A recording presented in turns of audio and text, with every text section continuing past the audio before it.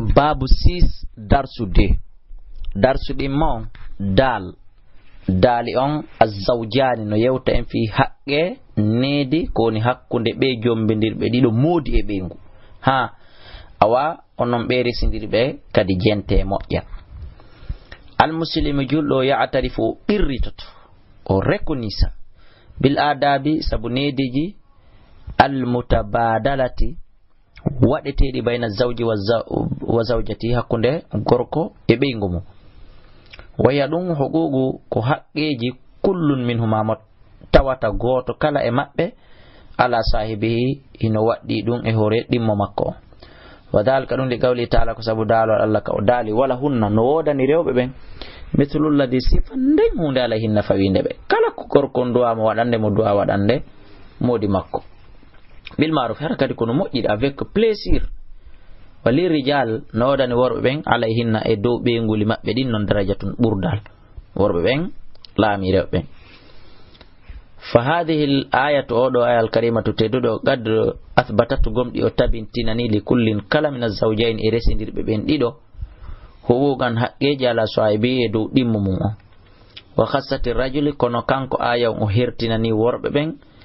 e bi mazidi darajatin ɓeydanegol grade seeɗa e hoore ɓeygu mum li itibaratin khasatin sabu tasakuyeji hertiɗi. wa qawli rasul e sabu mako nelaɗo sallah sallam fi hajjatil wada ko hajju sakkitoro ala faame inna lakum ande no wodani on ala nisaikum e dow sonna e mon ɓen haqqan geɓal ngal hanu ɗon hettude e jungo maɓɓe. wali nisaikum no wodani sonna e mon ɓen kadi alaykum e dow mo haqqan geɓal ngal hanu ɗon ɓe jonnutude. gayra sona to anna haadi luquga no ɗiɗo haqqeji baadu ayoga e majje mushtarakun ko kafuɗi bayna kullin hakkunde kala min azawjain e residirɓe ɓen. no wodi toon piijita gorkon no duwaɗi wadde waɗande ɓeygu mum debbo no duwaɗi waɗande modi mum. wa baadu ayoga e majje khasun ko hertaniɗi bi kullin minhuma goto kala e maɓɓe ala hidatin e dow sengo e dow sera ɓe mana piiji ko debbon tun hani waɗande modi mum gorkon duwaka mo ɗi waɗande goɗɗi goo kadi ko gorkon tun hani waɗande ɓeygu mum debbon hanama waɗande goɗɗi ɓe kafu. jon noon fal huququl mushtarika hiɗen adorde haqqeji ɗi kafi ɗin tami abdoullahi kalami ɗo duwaɗi waɗande rewɓe amɓe no duwalanɗi waɗande simi jangi ɗi ɗo mi faami ɗi rewɓe am ɓe jangi ɗi faami ɗi est ce que ka amen sonkay ka amen sonkata kono so tawi woni goto e amen anda ha on yiyay jiɓoldu hay siko goto andi ɓeya andali ko ella na ferema si woni goto anda. awalan ara nun ɗum al amanatu ko hoolare koyo taw ɓeygu an no hoolilan simi wowli o sikkitaki o andiralan fenande he o sikkitaki lan simi innimo mi rewi nokkugo haray mo andi ko ɗon mi rewi o andiralan rewgol ka ɓoyli ma ka boni ma ka jiiɓi. ko wano noon kanko kadi simi landike mo kon waɗi ɗum fo o hewtali so wilan ko embouteillage on tamiɗo jaɓi ko embouteillage on ɓamɗo andi o fenata so wilanka ka nena makko mawɗo o rewi tawa miɗo hooli ɓami andiramo rewgol ka bandi koyo goto kala e amen heɓu hoolare e jungo oya ɗum ɗo koko ɓe kafi. idi ko waɗi yajibu no waɗɗi ala kullin e dow kala min azawjaini e residirɓe ɓen ɗiɗo an yakuna nde o wonata aminan hooliɗo ma sahibi wondude e ɗimmo makko o fala yakunu wara o janfotako mo si woni ɓeygu ma janfike ma nde wotere a hoolitotako mo wano woniri si modi ma janfike ma nde wotere a hoolitotako mo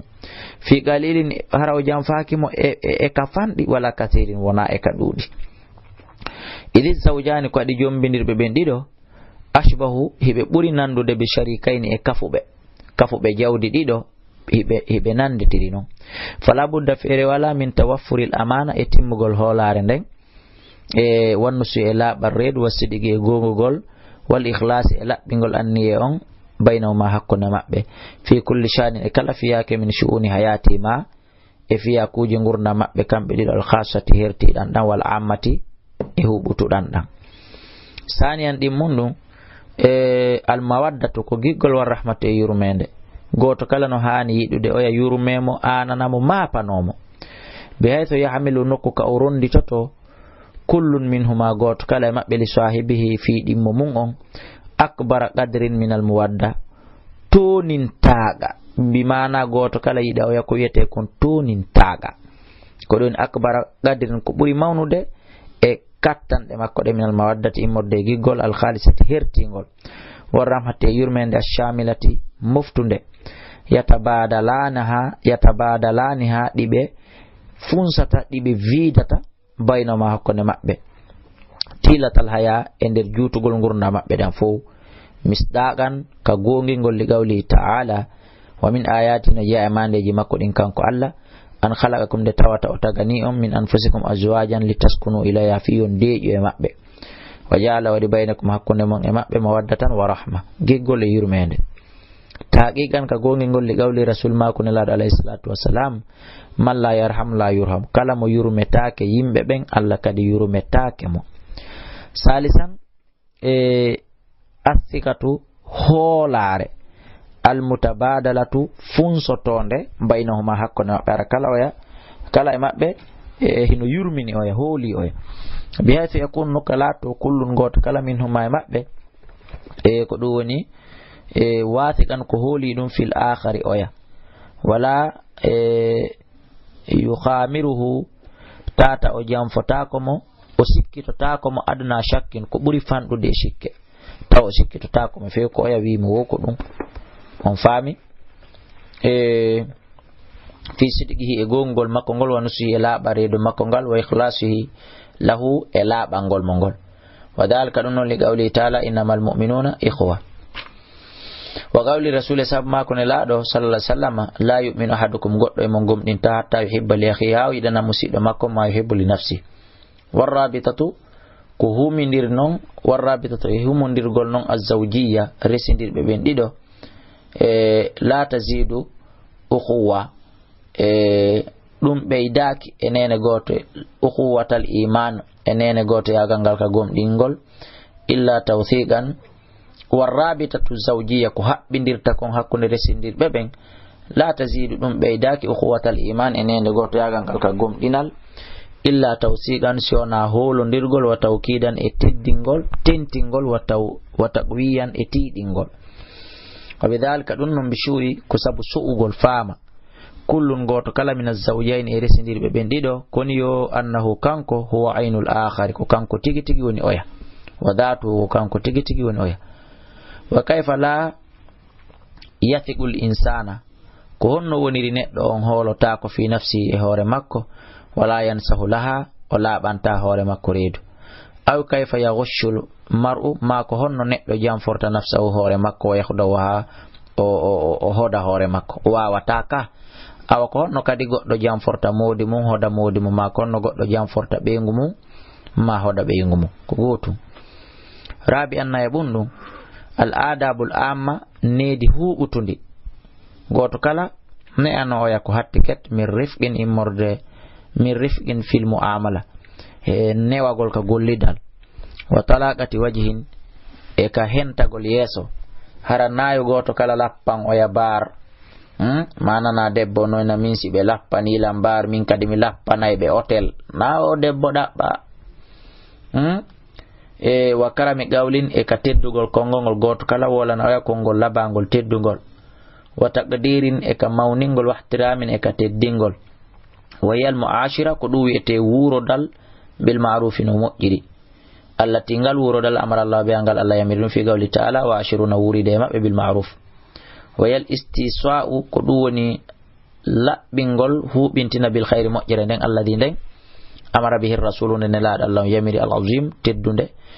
tedduɗo o fi gawli e nder mako makko wastawsiu bin nisa'i wasiye sonnaɓe no laaɓiri awa ɓeyni wahiyal istisa'u ko ɗum woni wasiyagol sonnaɓe bil khayri ko moƴƴi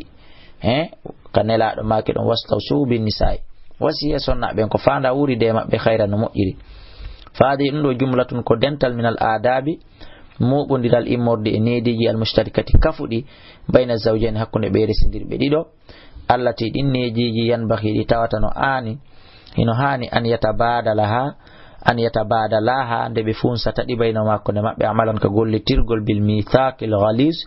ndiɗo ahaditiɗu nde alladi ndin ushira ilayhi sappandi e mum fi qawli ta'ala ka Allah daali ɗon wa kayfa ko honnole ta'khudunahu on ƴettidi e makko wa qad afda gomɗi lelodi ba'dukum yogamon ila ba'd wa akhadna ɓe ƴetti minkum e moɗon mithaqan ghalizan wa ta'atan lillahi e daftagol Allah alqaili daluɗo subhanahu wa ta'ala wadani wala tansawul fadla ton yejjuto ɓurangal baynakum inna Allah bima ta'maluna basir. wa amma alhuququ amma no haqqeji joni almuhtassatu hertaniɗi wal adabu e neediji allati ɗin yalzimu waɗɗiɗi kullan goto kala min azawjayni e jombidirɓe ɓen ɗiɗo ta ko goto waɗɗi waɗɗaki oya an yaquma biha nde o darana toɗi wahdahu kanko tun nahawa zawjihi e hella ɗimmo makko on fahiya ɗin ɗi tawata ko goto waɗɗi yo o waɗan oya awalan ara nun ɗum hiɗen yewta ɓay ko gorko ɓuri jogade priorité huququ zawjati haqqeji sonnajo on ala zawji ɗi o hani junnutude ala zawji e dow muudi makko ɗi o hani hettude e jungo muudi makko. hiɗen adora haqqeji sonnajo on ko duwa hettude e jungo muudi makko bi mana ko jungo muudi makko duwa mo waɗande. yajibu no waɗɗi ala zawji e dow o modibbo iza a zawjati e hella sonna makko alqiyamu daranagol bil adabi taliya ɗinidi yiwunɗi arde ɗo enen jongal leɓɓe ɗo faalayo en nanu moƴƴa surtout jumbuɓe ɗiɗo ma tato manayo enen wiɓe no nunɗi ɓa jumbuɗo ɗiɗo ma tato manayo on ko himo wi himo nunɗi mo windi hoore makko ka nunɗuɓɓe amma jumbuɗo deyu gotum on ɗon ka kanko himo wi de o nunɗa mo présenté moƴƴa towni jungo o wi min mi nunɗa de taw seedintinan o taw landola goɗɗum na mi nunɗuɗo taw holola ko ɗum firi jomben awalan ara nun ɗum an yu'ashira ha ko nde wulidata e ɓeygu makko bil ma'ruf li qawlihi ta'ala wa ashiruna bil ma'ruf fa yutima ha o ñamminamo ida tayma so o ñaami ɗum ɗo ko haqqe makko ni ko jonitata ɓeygu makko wa yaksuha o holtinamo sarti ida tasa so o holti andi defali ñaami defata yeeya pullo fuuta no yewti ɗum ha ɓange no ronki tuba ño a taari do o yu'addibu ha o ne'amo ida khafa so huli nushuza ha ɓurnagol makko bimana fuñugol makko o noddamo o waajo o conseil mo bima amara Allah konko Allah yamiri an yu'addiba nisayo sonnaɓe ne'ire mbiyan yaizu ha nde o waajotomo min gayri sabbin ko alda yennugol mo wala shatimni wona yennugol mo wala takbihin wona kaningol mo fa ina tat kanko sonnajon so o ɗoftike gasi so o ɗoftaki wa illa sona ɗum hajara ha o taƴomo fil firashi ka baldi wona taƴagol mo ta tuggatamo haala de yaldita hiwrotako mo na nden taƴande nden ɗon ko harmude yo Allah accin ende kala jokkuɓe nde kala ɓe jokka Allah taɓe fuɗɗo ko taƴagol mo ka baldi si yewti tun ka danki walo hucca tappa bar jokka haju mum ɓa accal ko mi wima ko jokko haju ma ɗum noon no wallito gorko on aɗa mo jombi ɗiɗo tato ko ɗon ɗum ɓurata wawde newade fa ina ta'at sewni sonnaji on ɗoftike hatta ɗon wayla sona ɗum daraba o piyamo arana wigol min mi wata piide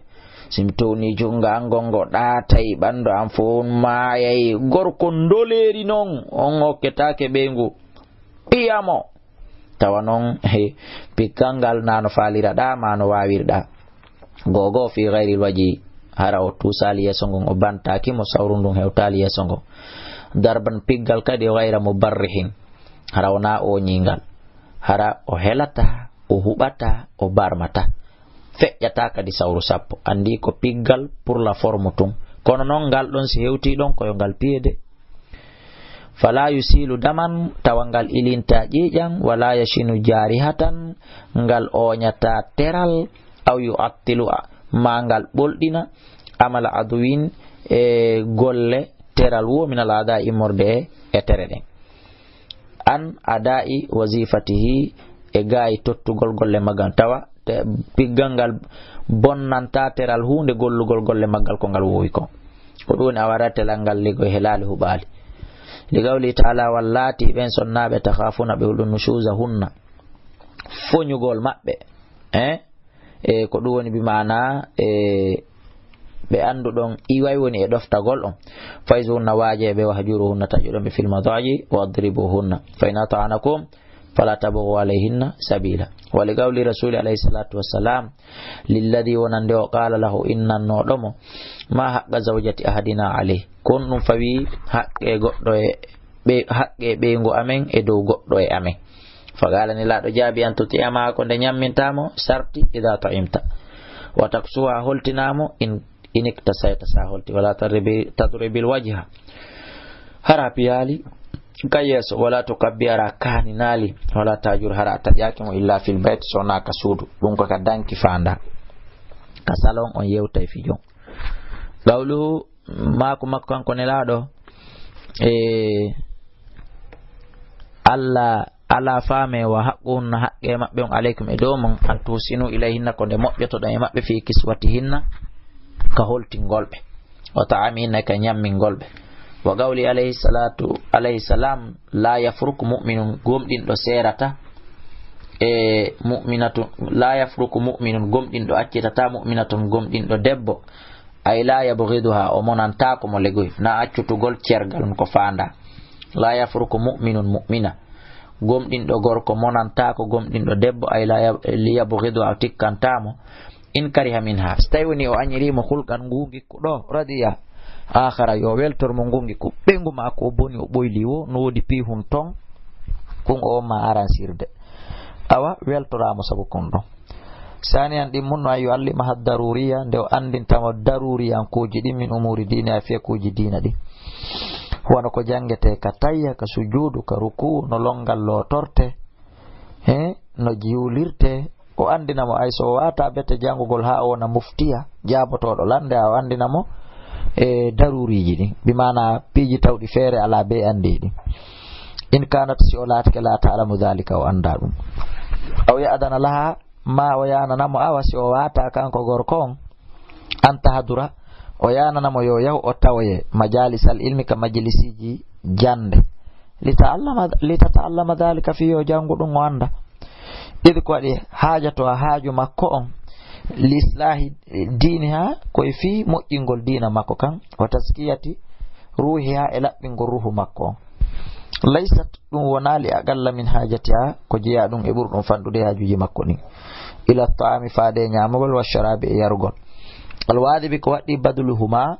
ko funsugol ɗiɗo ɗiɗi bimana ko rejilgol ɗiɗo ɗiɗi wa dhalika ɗum non li qawlihi ta'ala ko sabu dalol Allah ko dali ya ayyuhalladhina amanu qu anfusakum wa ahlikum nara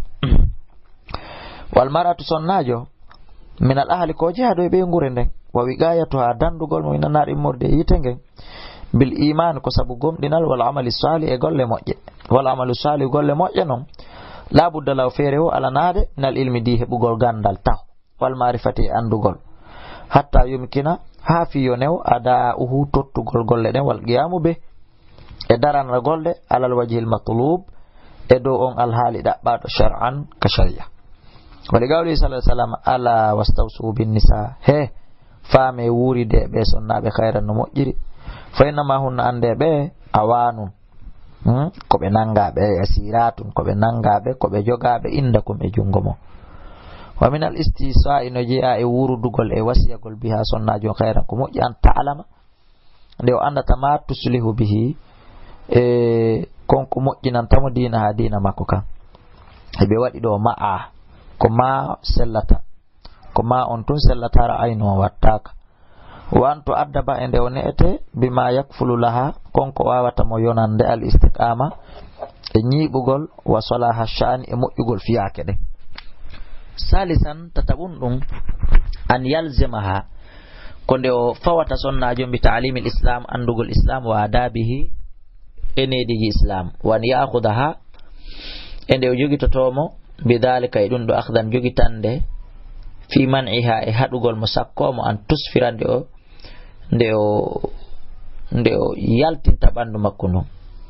aw tatabarraja ma nde o yaltata wa yahula o ɓiso baynaha wa bayna al ikhtilati hakkude debbon e yawgol jillodira e worɓe ɓen bi gayri maharimiha wona harmaɓe mo ɓen arrijala worɓe kama alayhi wano fawri mo kanko gorkon an yuwaffira laha nde o timminanta sonnajon haswanatan renagol ngol kafiyatan no timmiri wari ayatan e gaynateri wafiyatan timmudi fala yasmahu laha nayo newnanmo an tafsuda nde o bonata fi khuluqin kan nder gekku aw dinin ma ka dina wala yafsahu laha wona yo newnanmo almajal e jillodire an tafsuga nde o wonata fasiki an awamirillahi o yalta yamirore Allah nde wa rasulu en elaɗo makko aw tafjura ma o halko ona bandi na yo newnan ɗum debbo fiw idi ko waɗi huwa kanko gorkon arra'i woni aynowo almas'ulu landitorteɗon an ha fi o debbo wal mukallafu ko kanko gorkon woni fawaɗon bi hifziha renugol o wa siyanatiha e renugol mo li qawli ta'ala ar-rijalu qawwamuna 'ala an-nisa'i wa qawli alayhi salatu wassalam sabu mako ne laaɗo warrajulu gorko ra'in ko ayninaɗo fi yalika ɓeygure makko ne wawa kanko mas'ulun ko landiteteɗo ar-rayyati findi gaynateri makko rabi anna yaɓunɗum an ya'dila kunde o nunɗata kanko gorkon baynaha hakkunde o sonnajo wa bayna darratiha e hakkunde siniraɓe makko ɓen in kana la silatani ke sonnajo on darratun sina ya'dilu baynahuma o nunɗa hakkunde maɓɓe fi ta'ami ka nyammingol wa sharabi e ka jaran wal libas e ka ɓornateri kala ko oɗa waɗana oɗa waɗane wasakan e ka huɗo wal mabiti e ka walanɗe fil firash ka daɗɗuti oɗa ɗaɓɓane danki yeɗɗuki e banaji yeɗɗude oɗa kadi ɗaɓɓane wano ɗum kala ko oɗa ɗaɓɓana fonna kadi hakkunde maɓɓe ka baldi si oɗa walama ka mum balɗe ɗiɗi oɗa kadi wali ka mum balɗe ɗiɗi walla ya hifa e nde oñota ko fi shay'in hay hunde min dalka e ɗiɗo o fonna ter aw ya juuza ma aw ya juura ma o oño ko gotum o hana wa yazlima o tooña ida harrama allahu idi ko waɗi harrama allah hino harmini oña gongol e tooñe ɗen subhanahu harrama allahu subhanahu dhalika allah hino harmini ɗum fi qawlihi fa in khiftum son huli allah ta'dilu nde tawata on nunɗata awa fawa hidatan jombe goto nani ama malakata aymanukum ma jombon korɗo mo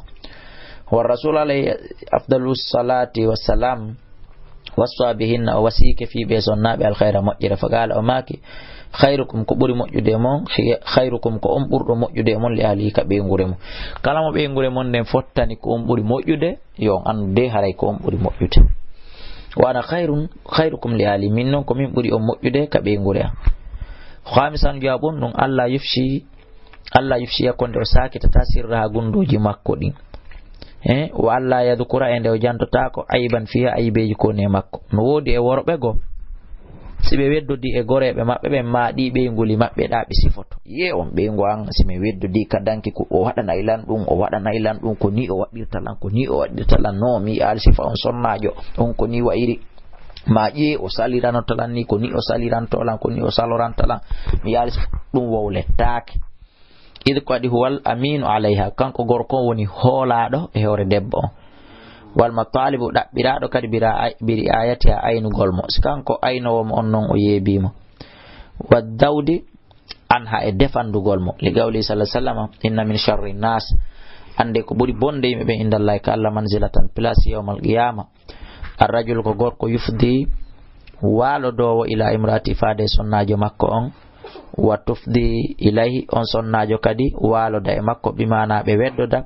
thumma yanshuru sirra rifti o sakita gundo makko haray ko ɗo haqqe ko gorko on hani waɗande ɓeygu mum tata ko hertani gorko on ko ɗon ɗin ɗon kadi lanni thaniyan ɗimmun ɗum joni huququ zawji ko haqqeji gorko on ko hani hettude ala zawjati dow ɓeygu makko haray onon bandiraɓe amen jenteɗo moƴƴa ko hanu ɗon min jonnutude kon so jonnitali min ɗum ka aduna min hettoye dow a waray ka lahara yajibu no waɗi ala zawjati e dow o sonnajo nahawa zawji ha hella moodi makko alqiyamu daranagol bil huquqi haqqeji wal adabi e nediji al atiyati wonɗi arde ɗo ɗin ɗiɗuɗa kanko sonnajo on tan hulu koɗi tati petta ɗin non yo nayi awalan ara nun ɗum taatu ɗoftagol moodi mum fi gayri ma'siyatillahi ko alda e yeddugol Allah ta'ala kali qawlillahi azza wa jalla wano kongol Allah ngol kawdali fa in atanakum kamɓe reɓɓe si ɓe ɗoftike on ay jako be ɓe ɗofto si ɓe ɗoftike on haray gasi fala tabghu alayhinna sabilan ton ɗaɓɓitanɓe lawol wo jaka noon si ɓe ɗoftaki on ɗaɓɓitanayɓe lawol wa qawli rasul alayhi salatu wassalam idha da arrajulu si gorko noddi imrata o ɓeygu makko ila firashi faade ka daɗɗudi makko yo aru ɓe renda mbaldi falam ta'ati kanko sonnajo on o arali modi makko foti kala argument ko o addi si wona hara ko argument miɗo yiide ella fewndo ɗo haray ko ɗon tun o mari gonga ma ko argument miɗo hoori hara korka kan kadi kaka modi makko andi fimo ko ɗon tun o mari gonga kala ko hedditi kon wigol miɗo defude ma ɓay ko ñalor mani ma ɓami ɗo muyninde ɓami ɗo waddeni haray o mara gonga fa bata o wali ghadbana alayha ta ko tikkan ɗo ɓeygu makko sabu ko ɓeygu makko jaɓal arde kon la'anat hal malaika tara malaika ɓe huɗaymo kanko debbon hatta to sibi ha weta andi toon noon kuddi malaika no ɓuri kuddi yaye no ɓuri kuddi bappa no ɓuri kuddi sina nene ɗum ko teddungal mon onon bandiraɓe an wattama e soke mum wa gawlihi e konngol makko law kuntu nelaɗo maki harami latino amiran miɗo hanuno yamirde ahadan goɗɗo an yasjuda li ahadin nde o sujjanta goɗɗo wallahi la amartul mar'ata mi yamira eno sonnaji an tasjuda li zawja nde o sujjanta muudi makko hakke ko tawi debbon hani teddinde muudi mum saniyan ɗimmun ɗum siyanatu ardi zawji renugol jawle weɓitaniɗe gorko on wal muhafazatu e renugol ala sharafiha e dow teddungal makko ngal wa ri'ayatu malihi e aynugol jawdi makko ni wa waladi e ɓiɓɓe makko ɓen wa sa'iri shu'uni manzili e dendanangal alhaaliji ɗin ka nder galle gorko on toppitagol e lekkoy koy e fuler hoykoy ayna télé on wata o fuse kippa consilateur on ayna contact hoy e prise courant ni on tapay koy bonnu jiiɓa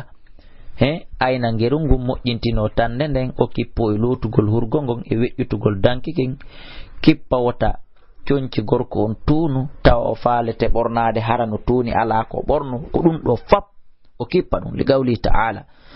fassalihatu ɓe sonnaɓe moƴƴoɓe ganita tun ko ɓe yankiniɓe hafizatu reniɓe lil ghaibi e ko wirniɓe ma hafizallah konko Allah reniniɓe wa qawli rasul ma kun laaɗo sallallahu alaihi wasallam wal mar'atu sonnajo kadi do yo andu ra'iyatun ko ayninaɗo ala bayti zawja e suudu modi makko ndun wa waladi e ɓiɓɓe makko ɓen wa qawli ma kun laaɗo fa haqqukum alayhinna haqqe mon ko fawi e hoore maɓɓe kamɓe kadi alla yuti'ina farashakum ko nde ɓe yeɓata daɗɗudi mon ndi mi mana kala lerne nodduɗon ɓe ta ɓe présentoto man takrahuna ɓen ɓe añuɗon an la yuti'ina ko nde ɓe yaaɓinta ko nde ɓe naadata farshakum ka daɗɗudi mon alegoy ko nde ɓe addata ka suudu mon man takrahuna on mo añuɗon debbo on kala mo gorko wi mi yiɗama yiidude oɗo haray yo pottitomo few hanaka ɓe jokkodira few yo ɗaɓɓoy woɓɓe goo haray ɓe jokkodira wala ya adanna kadi hara nde ɓe yeɓata fi buyuti kunna fi buyutikum ka nder cuuɗi mon wala ya adanna hara ɓe lorrata fi buyutikum ka cuuɗi mon wala ya adanna hara ɓe duŋinanta ko naata fi buyutikum ka cuuɗi mon liman takrahuna on mo añuɗon yo naatu ton salisan tataɓun ɗum luzumu bayti zawjiha ko ñiɓugol ka suudu modi makko arana e modi makko hewtotota koye noddu téléphone si o hewta ara manela pay koye ɗaɓɓito e nene mon si ara nanon fala takhruju wata o yaltu minnu e suudu ndun illa beedi ni so na e dunga e modi makko noddamo téléphone no falade nokkel karis modi makko yani o yaha ma waynomo bimbisi o yalta waridahu e weltorgol modi makko wa gaddi tarfiha e heccinɗingol seraji makko ɗin fo jungo modi makko ay ayni ha ko gite makko ɗen hentina gite makko ɗen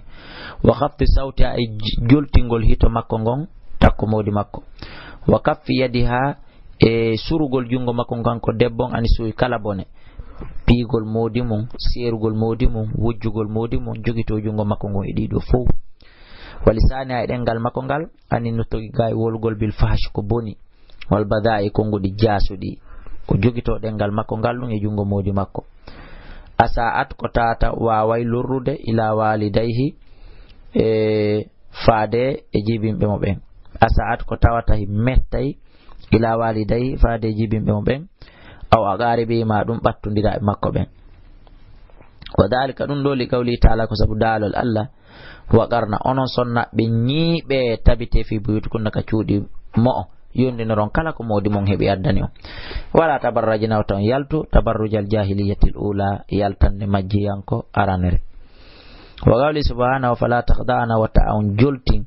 bil qawli kongongol fayatuma sakko tanjino alladhi on fi qalbi mon berde mum marani nyawna figaku sonnaaju simo yewtude gorko janano naayo ɗaatin hitongon o bungina o joɗɗintina ɗum pooɗay gorkon e makko na yo warruno wa qawli la yuhibbullahu al-jara Allah ida feñingol bisuyi ko boni fewminal gawli modde kongol surtout sonnajo yungo modi mum wa qawli dalol makko wa qul halan lil mu'minati rebe gom bebe yaghduduna yobe hippo min absarihinna wa yahfazuna furujahunna wala yubdina wa tabe feñinan zinatahunna cuɗare mabbe ni illa ma zahara minha sona ko feñi ko e mayri wa qawli rasulullahi sallallahu alaihi wasallam e makko nelaɗo khairun nisa'i ande do ko ɓuri moƴƴude sonnaɓe fof Allah te kon ida nazarta ilayha tata sa darimo ammodi makko sarrat ka o weltinte bi mana yey ko welayma e makko wa ida amarta sa yamirimo ataat ka o doftotoma wa ida ghibtata sa wirnike tun ala don an ha ga e makko hafistaka o renete o manditotoma fi nafsi akander wonki makko wa malika e jawdi manin fo an fo e jawdi manin ta mo ayni dum kander wonki makko wa qawlihi e makko ne laado la tamna o wata on sakko ta on hadu ima Allah e horbe Allah be masajidallahi fi argo ka julirde Allah be jula kono sibe are wa idasta adanat si dunginike si waynike imratu hadikum bengu goddo e mon ilal masjidi ka julirde fala yamna ta sakko mo jawli ha yawgol ka julirde ona wubbugol tun ya ko ya wayno modima ko si modima yani si yaha si woni non ka julirde sellata ka yaha ayana naka tawsika ka jama maka reniyo maka darugol nawnudo on sellata ka yaha ma jabbagol hajju yanke ma yettugol hajji yanke o wa qawli e mako ne laado idanu yanane lin nisa'i sonnabe be billayli jemma ilal masajidi fade ka julirde haray ko do woni needi ko modi e ɓeyngu ko ɓe gasata ne o rande hakkundeji maɓɓe neediji ɗi ɓe kafi e neediji hertaniɗi gorko on tun e neediji hertaniɗi debbo on tun haray ko ɗo ɗin ɗon kadi woni gasi haray ko ɗo wonɗen gaynude darsudde on e nder fasulun sisi on haray